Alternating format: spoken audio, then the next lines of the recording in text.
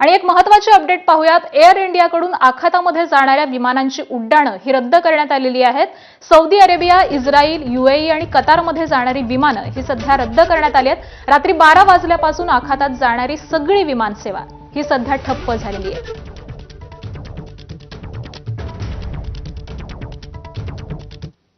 America, Israel आणि Iran युद्धाचा जागतिक विमान सेवेवरती परिणाम झालाय। रविवारी मुंबई इंटरनॅशनल एअरपोर्टवरती आखाती देशामध्ये जाणारी जवळपास 110 विमानं ही रद्द करण्यात आल्याची माहिती ही सध्या समोर येते। तर दिल्ली विमानतळावरून 125 विमानं रद्द करण्यात आलेली आहेत। आज दिवसभरामध्ये हा आकडा जवळपास 150च्या आसपास जाऊ शकतो अशी माहिती देखील डीजीसीएच्या वतीने देण्यात आली आहे। आज देखील मुंबईतील छत्रपती शिवाजी महाराज आंतरराष्ट्रीय विमानतळावरती प्रवासी हे अडकून पडल्याचं चित्र आहे आणि इथल्याच परिस्थितीचा आढावा घेतलेला आहे आमच्या प्रतिनिधींनी। आपण जाणून घेऊयात।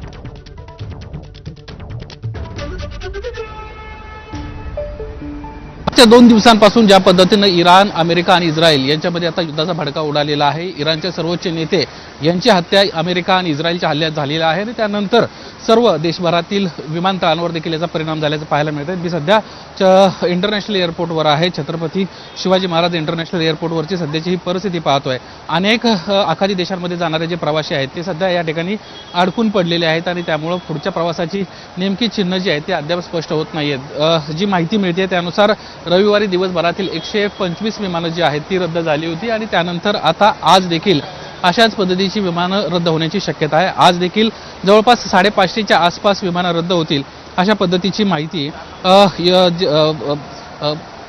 हवाई उड्डाण खात्याच्या वतीने देण्यात आल्याची देखील समोर आलेली आहे। आज देखील जर अशाच पद्धतीचं चित्र राहिलं तर प्रवाशांच्या बाबतीमध्ये आता नेमकं पुढे काय होणार हा प्रश्न निर्माण झालेला आहे।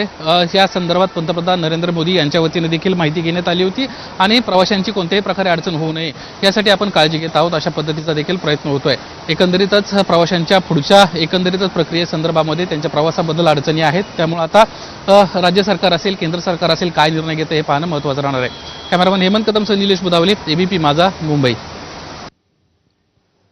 आणि दरम्यान या विमानांची उड्डाणं रद्द झाल्यावरती इथल्या प्रवाशांनी नेमकी काय प्रतिक्रिया दिलेली आहे आपण जाणून घेऊयात।